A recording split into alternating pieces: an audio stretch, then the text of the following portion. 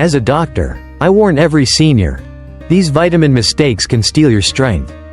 I still remember Mrs. Andrews, 72 years old, walking into my clinic with a cane she never used just 6 months prior. "My legs feel like jelly," she told me, "and I'm eating healthy and taking my vitamins. So why do I feel weaker every week?" That question has echoed in my mind ever since, not because it's rare, but because I hear it too often. You see, after working with older adults for over 3 decades, I've learned this: weak legs aren't always a natural part of aging. More often, they're a result of tiny choices we make every day, especially around what we eat and how we supplement. Let's talk about what I call the silent saboteurs, common foods and vitamin habits that quietly erode muscle strength in people over 60. You think your legs are getting weak because you're getting old? No, it's because of what's sitting on your plate. I want to take you back to a moment I'll never forget. It was a rainy Thursday morning, the kind where your bones ache before you even get out of bed. I had just walked into my clinic, coffee in hand, when Mr. Raymond, 79, shuffled into the room. He wasn't his usual sharp self. His hands trembled slightly as he lowered himself onto the chair, and his voice had a heaviness to it. "Doc," he said, "I don't get it. I quit smoking. I go for walks every morning. But these legs, they feel like cinder blocks. And I eat good, toast, bacon, a little cake after lunch. You know, the usual." Right there, I knew. I leaned in and asked gently, "Raymond, tell me more about what you mean by good food. Salt the everyday meals that slowly drain your strength." Here's what many seniors don't realize: it's not the big sins that get us. It's the quiet little ones we repeat every day. The slice of white bread with every meal. The processed ham sandwich for lunch. The donut with the morning coffee. These foods aren't just empty, they're hostile. They look harmless. They even taste nostalgic. But they're loaded with ingredients that, over time, starve your muscles, inflame your joints, and rob your legs of power. Let me walk you through the worst offenders, and I'll do it not like a textbook, but like someone who's sat across from hundreds of patients who just didn't know better. 1. Refined sugar, the silent swell. I used to have a sweet tooth myself, a big one. Peach cobbler, cherry pie, even a little spoonful of sugar in my tea. And I still believe in the joy of dessert. But here's the truth. Refined sugar is inflammatory gasoline. When you eat that slice of cake or sugary cereal, your blood sugar spikes like a roller coaster. Your body produces insulin like mad to deal with it. Over time, that constant sugar rush triggers inflammation, not just in your gut or blood vessels, but right in your muscles and joints. I've seen patients with leg stiffness that wouldn't go away until we reduced their sugar intake. It wasn't aging, it was inflammation from the inside out. Right finger how it hurts your legs. Sugar binds with proteins in your body, creating advanced glycation end products, AGEs, molecules that damage tissues and cause inflammation. Your insulin system gets overworked, and your muscles stop absorbing energy properly. Over time, you feel tired, heavy, and slow, especially in the legs. 2. White bread looks innocent, acts like sugar. "Oh, but doc, I only eat 2 slices of white bread a day." Let me tell you, those 2 slices act like candy once they hit your stomach. White bread is stripped of all fiber, vitamins, and minerals, and what you're left with is a starch that turns into glucose almost instantly. The result? Another spike, more insulin, more inflammation, less absorption of the minerals your muscles need to function. Now multiply that by 365 days a year. That's over 700 slices of muscle-depleting bread. Right finger better options. Switch to whole grain, sprouted grain, or oat-based bread, with fiber and nutrients that support muscle health. 3. Fried foods, where fat becomes a fire starter. Now don't shoot the messenger. I know fried chicken has a place in our memories. But the science doesn't lie. Fried foods are full of trans fats and oxidized oils. These fats trigger systemic inflammation, stiffen blood vessels, and reduce circulation, especially to the limbs. I once had a patient who couldn't walk across the parking lot without cramping. Turns out, he ate fried something 3 times a week. We switched his lunch to grilled fish and roasted veggies. 6 weeks later, his walking distance doubled. Right finger what to avoid. Fast food fries. Fried fish from the freezer aisle. Fried snacks like potato chips or onion rings. Right finger what to eat instead. Baked sweet potatoes. Air-fried zucchini. Roasted chickpeas. Small swaps. Big difference. 4. Processed meats. A trap for your muscles. Let's talk ham, hot dogs, sausage, and deli turkey. These meats are convenient, sure, but they're packed with nitrates, sodium, and chemical preservatives that increase oxidative stress, which is a fancy way of saying they rust your body from the inside. They also disrupt how your body absorbs key minerals like potassium, magnesium, and calcium, 3 of the most essential nutrients for proper muscle contraction and nerve communication. You may not feel the damage after one sandwich, but over the years, they weaken your foundation. 5. Instant noodles and canned soups. Salt in disguise. You ever look at the sodium content on one of those soup cans? Some hit over 1.000 milligrams per serving. That's almost your entire day's limit, and that salt doesn't just raise your blood pressure. It dehydrates your muscles, throws off your electrolyte balance, and contributes to cramps. I've had seniors tell me they wake up with stabbing calf cramps. We swapped their salty canned soup with homemade broth. And within a month, gone. Right finger DIY tip. Boil bones with herbs and veggies for your own low-sodium broth. Freeze it, reheat it, your legs will thank you. 6. Store-bought cakes and cookies, the triple threat. They combine 3 enemies: refined sugar, white flour, and hydrogenated fats. That's a recipe for systemic inflammation, mineral loss, and long-term muscle degeneration. But it's just one cookie. Doc. Yes. But habits aren't built on single cookies. They're built on repetition. Brain, why this matters so much after age 60. Here's the truth I wish more people understood. After 60, your muscle loss accelerates. Your body needs more from your food, not less. But many seniors eat fewer calories and still fill those limited calories with nutrient-poor, inflammatory foods. That's a disaster waiting to happen. Every bite counts. Every bite is either fuel or friction. Light bulb from the kitchen to the clinic, real stories. Real change. Let me tell you about Maria, 68. She came to me with lower back pain and said her legs would sometimes give out without warning. Her breakfast? Toast with jam. Lunch? Cup noodles. Dinner? Microwaved meatloaf. We made 3 simple changes. Replaced toast with oatmeal and chia. Swapped instant noodles with a lentil stew. Introduced 2 servings of leafy greens daily. 3 months later, she could walk up the stairs without gripping the railing. Checkmark small shifts to start with, easy wins. Replace sugary cereal with oatmeal plus berries. Swap white rice for quinoa or brown rice. Bake instead of fry. Cook 1 meal per day from scratch. Drink water before every meal. Keep a cramp log to track patterns between meals and muscle weakness. Stethoscope. Final thoughts from a doctor who's seen it all. I know it's not easy. I know old habits run deep. But so do muscles, and they can grow stronger even after 70. If you feed them right. The foods I mentioned aren't evil, but they can be dangerous when they become a daily routine. Your legs aren't failing you because of time. They're failing because of what time has allowed into your plate. So here's what I'll leave you with. Before you blame your legs, look at your lunch. Because the secret to standing tall at 80 starts with what you put on your fork at 60. 2. When vitamins become villains. Let me start this part with something I never thought I'd say as a doctor. Sometimes the very thing we take to stay healthy can actually harm us.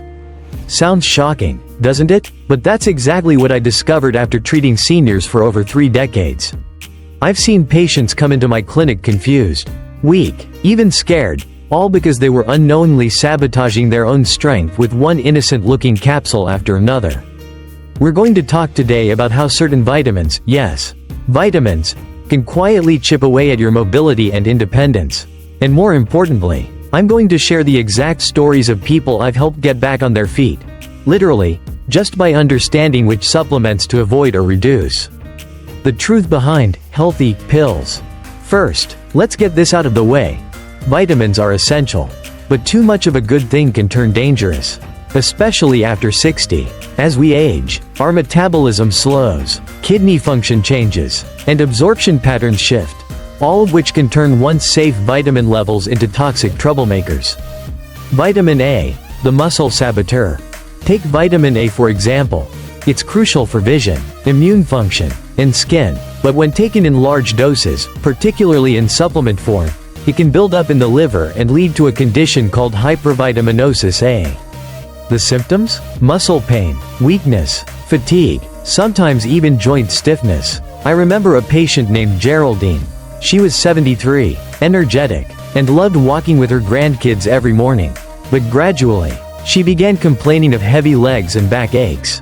Her tests were fine. Blood sugar? Normal. Inflammation markers? Slightly raised, but nothing dramatic. The culprit? A joint health supplement her neighbor had recommended. One that contained 25.000 IU of vitamin A every single day. Once we stopped the supplement and added foods rich in magnesium and potassium, she bounced back. Within a few weeks, she was walking again, stronger than ever. Lesson: after 60, your body doesn't eliminate excess vitamin A as efficiently. Stick to food-based sources like carrots, spinach, or sweet potatoes. Supplements? Only when prescribed and in moderation. Vitamin E, the slow-down vitamin. Vitamin E is another nutrient we're told is good for our heart, skin, and cells, and it is, in moderation. But I've seen dozens of seniors experience muscle coordination issues, fatigue, and even blurred vision due to excessive vitamin E supplementation. The problem is that many over-the-counter vitamins contain 400 IU, nearly 20 times the recommended amount for older adults, which is only about 15 to 22 IU. That excess interferes with muscle function and response. Let me tell you about Stan, a retired Navy officer in his late 60s. He came to me saying, "Doc, I can't balance on one foot anymore. I used to do that every morning while brushing my teeth." Turns out he had started taking a high-dose antioxidant complex, one loaded with vitamin E. Once we scaled back and replaced it with real foods like sunflower seeds, almonds, and spinach, he noticed a difference in just 10 days. Lesson: more isn't better. In fact, more can slow you down. The silent impact on mineral absorption. What many seniors don't realize is that high doses of fat-soluble vitamins like A and E don't just affect muscles. They block other critical nutrients too. Specifically, magnesium and calcium, both of which are essential for muscle contraction and relaxation. When vitamin A levels are too high, magnesium and calcium absorption drops, leading to leg cramps, stiffness, and overall muscle fatigue. And if you already have arthritis or joint issues, the problem multiplies. This is why seniors who oversupplement often experience strange symptoms: twitching, spasms, sudden weakness in the legs. It's not age, it's imbalance. The myth of multivitamins. Walk into any store today, and you'll see a wall of multivitamins promising energy, longevity, and vitality. But here's the secret: not all supplements are made for seniors. Many are created for younger bodies with faster metabolism and higher activity levels. A multivitamin for a 30-year-old can be completely inappropriate for someone in their 70s. It's like using racing fuel in a pickup truck: wrong type, wrong speed, wrong outcome. What should seniors do instead? Here's what I advise my patients. Get your nutrients from food first. Real food contains the perfect balance of nutrients that your body can absorb safely. Vitamin A? Try carrots, sweet potatoes, kale. Vitamin E? Reach for almonds, avocados, and seeds. Check labels. If your supplement lists anything over 100% of the daily value, especially for fat-soluble vitamins, think twice. Work with your doctor. Get blood tests to check your nutrient levels before starting or continuing any supplement long-term. Listen to your body. If you feel weaker, slower, or foggier after starting a new vitamin, it's not just aging. Real recovery stories. Let me end with a powerful story. Maria, a former schoolteacher in her late 70s, came to see me with one simple complaint: I just don't feel like myself. She had started taking 2 multivitamins a day because she read online it would help her immune system. Her blood pressure had risen. Her muscles ached. She couldn't sleep. We stopped the supplements, started a gentle whole food diet, added light yoga and hydration. Within 1 month, her balance improved, her mood lifted, and she gave me the biggest compliment I could ever receive: I feel like me again. As we age, health becomes less about adding more, and more about refining what we already do. Vitamins can support you, but only if they're used wisely. So the next time you see a bright, shiny label promising miracles, remember this: even good things, in excess, can become your worst enemy. Be thoughtful, be aware, and most importantly, be kind to your body. It's been through a lot, and it deserves nothing but your best. 3. Real strength comes from simple habits. Let me tell you something I've learned over my years as a doctor. And even more so after I turned 60 myself. Real strength doesn't come from fancy supplements or secret formulas. It comes from the simple, often overlooked habits we practice every single day. Not flashy, not expensive, just real, steady, dependable strength built one choice at a time. Let's start with a story that always stuck with me. Years ago, I had a patient named Harold. He was 78, retired from working construction most of his life. And he had the strongest handshake I've ever felt from a man his age. When I asked him his secret, he said, "Doc, I walk to the grocery store every day. I cook my own meals. I drink water like it's medicine. And I stretch every morning before I even brush my teeth. That's it. No protein powders, no gym memberships, just simple, daily rituals." Let's dive into those habits, and others like them, that can keep our legs strong, our bodies mobile, and our independence intact. 1. Hydration isn't optional. Think about this. Your muscles are about 75% water. And yet, most seniors walk around every day mildly dehydrated. We forget to drink because we're not as thirsty as we used to be. But when your muscles don't get enough water, they cramp, tire quickly, and lose flexibility. Set a simple rule. Drink a glass of water every 2 hours during the day. Keep a pitcher by your favorite chair. Add a slice of lemon or cucumber if that helps you enjoy it. Harold used to say, "If your pee ain't pale, you're off the trail." Crude, but true. 2. Movement, not exercise. Now here's the real shift. Forget exercise for a moment. That word scares off too many people. What I want you to focus on is movement. Take Maria, a 67-year-old widow who felt her strength fading. We worked together to build a daily habit of just moving her body every 2 hours. She'd walk down the hall, do a few arm circles, stand up and sit down from a chair 5 times. After 3 months, she was walking her dog again, standing taller, and telling her grandkids, "Granny's back." It doesn't have to be a 5K run. Just move your body, your joints, your legs, your arms, consistently throughout the day. That's where strength lives. 3. The power of whole foods. If there's one habit that pays off faster than anything else, it's eating real food. No packages, no powders, just food your grandmother would recognize: fresh fruits, leafy greens, beans, eggs, wild fish. I remember Gladys, who came to see me in her early 70s. Her legs ached constantly. We cut out the processed snacks and switched her to simple meals: oatmeal with berries, steamed spinach with olive oil, grilled salmon. In a month, her inflammation was down and her steps felt lighter. Sometimes, we don't need more medicine, we need less junk. 4. Stretching every morning. This is one of my favorite prescriptions.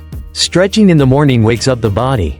It sends blood to the muscles, reduces stiffness, and activates the nervous system. Set aside just 5 minutes before breakfast. Reach for the sky, twist gently side to side.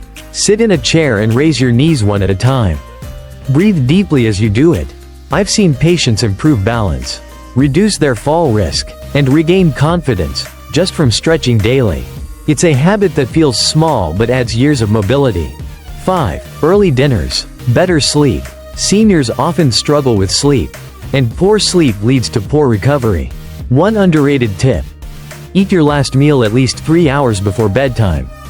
Your digestive system slows down as you age. Give it time to do its job before you lay down. You'll sleep better, and your muscles will recover better. 6. Gratitude and mental strength. This may sound unusual coming from a doctor, but the strongest patients I know are the ones who practice gratitude. They don't dwell on what they've lost. They focus on what they can still do. One man I treated had lost a leg to diabetes. He taught himself to play guitar with one hand and started a YouTube channel. He told me, "Doc, I'm more alive now than I've ever been." Simple habit: before bed, list 3 things you're grateful for. A warm bed, a phone call, a good meal. It builds mental resilience, and trust me, that's the foundation of physical strength.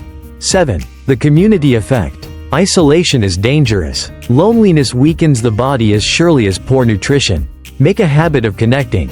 Call a friend. Join a walking group. Talk to your neighbors. I saw this with Mr. Jenkins, 82, who lived alone after his wife passed. He joined a senior Tai Chi class at the community center. Within weeks, he had more energy, better balance, and a new group of friends. It's not just about movement, it's about meaning. Final thoughts from a doctor who's seen it all. You don't need to chase miracle cures. The real miracle is consistency. A glass of water, a walk around the block, a home-cooked meal, a deep breath, a kind word. These are the habits that give us strength, not just in our legs, but in our lives. So the next time you wonder what more you should be doing to stay strong after 60, look to the simple things. They're not just habits, they're the foundation of lasting strength. And as Harold always told me on his way out of the clinic, Doc, one good habit is worth 10 good intentions. Let's start today. Stop sign before you go. Let me leave you with this. After decades of studying the human body and listening to thousands of patients, here's what I believe with all my heart. Strength doesn't fade with age, habits do. And once you reclaim those simple daily choices, your body responds. It remembers. It rebuilds. Even after 60, even after 70. Now, we've talked about a lot today. Foods that fight us instead of fuel us. And the quiet power of small, consistent habits. But now I want to hear from you. Right finger, have you experienced leg weakness? Right finger, have you made any changes that helped? Right finger, or maybe, do you now realize there are vitamins or foods you might need to rethink? Tell me in the comments. Your story might just be the one that helps someone else feel a little less alone. A little more hopeful. And hey, if this video helped you, or reminded you of someone you care about, don't forget to hit that subscribe button. We've got more real talk. No nonsense health advice coming. Made just for seniors who want to live stronger, longer, and with purpose. Because this isn't just about living longer. It's about living better, one step, one meal, one habit at a time. Stay strong, stay kind, and I'll see you in the next one.